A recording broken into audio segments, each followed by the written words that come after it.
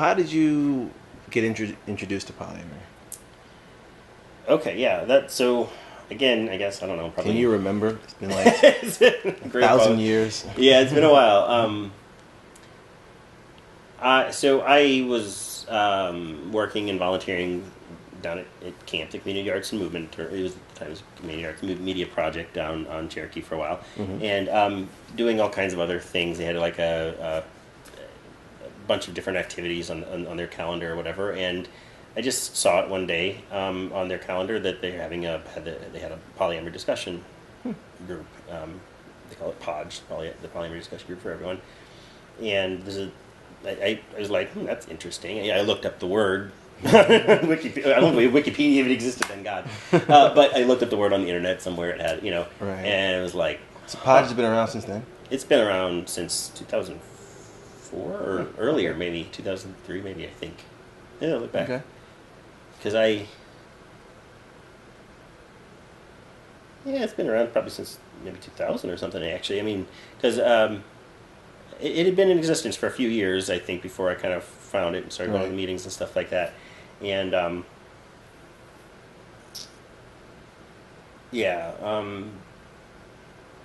it was a monthly meeting sort of thing anyway. But I went to that, and it just kind of blew my mind. It was like, oh my God. The thing that I found most interesting about it as an engineer and everything like that was it's this puzzle. It's this social puzzle that you have to put together in many different ways and see how it works. And it's a game, really. I don't mean to make huge romantic, structures in people's lives to sound like a game of life, but it kind of is. I mean, you do have to figure out how people are going to fit together, and that's been my life goal since I kind of discovered life. Like, what are all the different combinations for happiness that I can plug people into my life in these different ways and see how it works? And I've experimented with that for the last several years, and I've had some really great experiences. I've had some heartbreaking and dramatic experiences. You said it's been like 13 years, right? Yeah, and the first at the time when I went to this meeting, and learned about poly for the first time, I was dating somebody monogamously and stuff like that, and for about 3 years or something, 2 years maybe. Anyway, and it was she worked a completely different shift that I did. It's like we never saw each other in the weekdays. Right. Only saw each other in the weekends. I was bored and lonely, weeknights, and I'm like, I need to do something. That's when I found this poly session group, and I started going every month or whatever. And then, after 1 or 2 months, I was like... Is that what made you... I don't want to stop you, but what made you say this might be a good idea? Because you grew up monogamous. Like everybody else. Everyone else. So, what made you say, I like this? Again, just hearing people's stories at the discussion in this community and stuff like that. And just hearing how you could fit people together like that, and and the fact that you could be friends with multiple people, obviously. Right. You can love multiple family members, but to actually intimately connect and love people in different ways, and that be okay, and not be hidden and be transparent is kind of it's just not what we do normally. Right. So that was kind of mind blowing, and I was like, it was very compelling to figure out, to see if I could do it, So I went and told my girlfriend after maybe 1 or 2 of the meetings after. It was like, this is interesting. I guess in a way I was probably cheating on by thinking about poly in the group. I wasn't seeing anybody else, but and I told her about it. It's like a can of worms. You just open and there's no putting it back. Because she could tell that this was something I really wanted to do. This was something that was very interesting to me, and I'm pretty stubborn, so so once it got in your head, that pretty much ended the relationship. Oh man! At the time, and it was sad and everything. How long were you dating?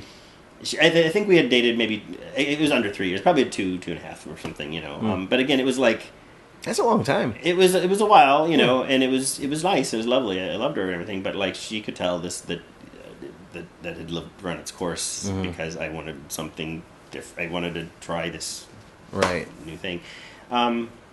So we kind of parted ways, and I got on some of the very first poly dating websites was like Poly Matchmaker or something like that. I don't know.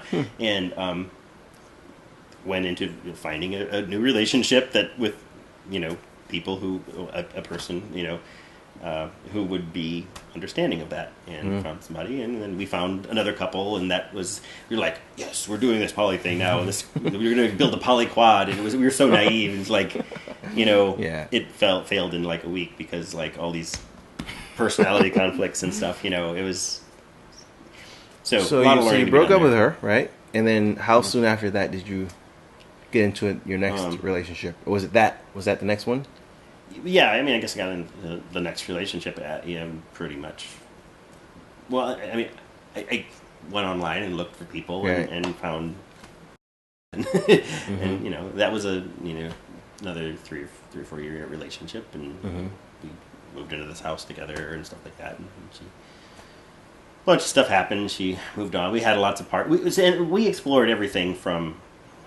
Should I be mentioning people's names? I think it's probably fine. It's Nobody fine. knows. Yeah, She didn't mention last names, but anyway, in any case, you could edit that part out. I can.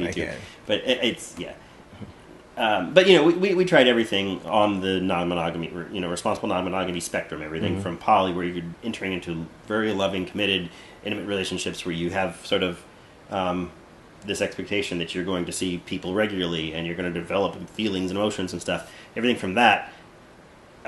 To like just swinging, just like right, totally casual, no strings attached, sort of just meet some people through websites or hotel parties and things like that. Good Fuck old them days. for a night or whatever, Good old days, man. that's a lot of fun too. Right. The swinging thing. I a lot of poly people are just like, but there's a whole spectrum in between there that right. where the level of intimacy and stuff that you can develop, and you can control that. It's hard sometimes. I mean, your brain gets caught up and gets ahead of you sometimes, and you might find yourself falling a little bit more in love with somebody.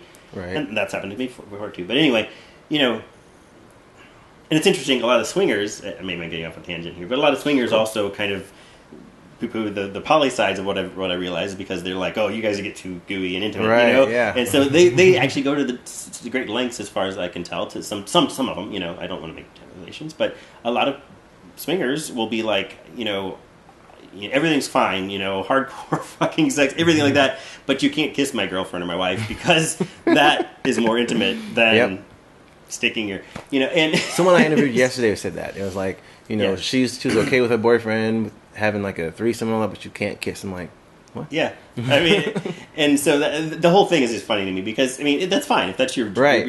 I'm very glad that they're putting the boundaries up and explaining what if that's what their rules are, that should be respected. Absolutely. It's just interesting coming from the perspective I have, where I've seen this whole spectrum, and it's and some people are turned off by each other's so anyway, I know one person holding hands was like a big no. Yeah, it's or a lot of times public displays of affection, a lot of people have problems with that. So anyway, so yeah, my explored a lot of that, and that was fun and interesting. That relationship ended for other reasons.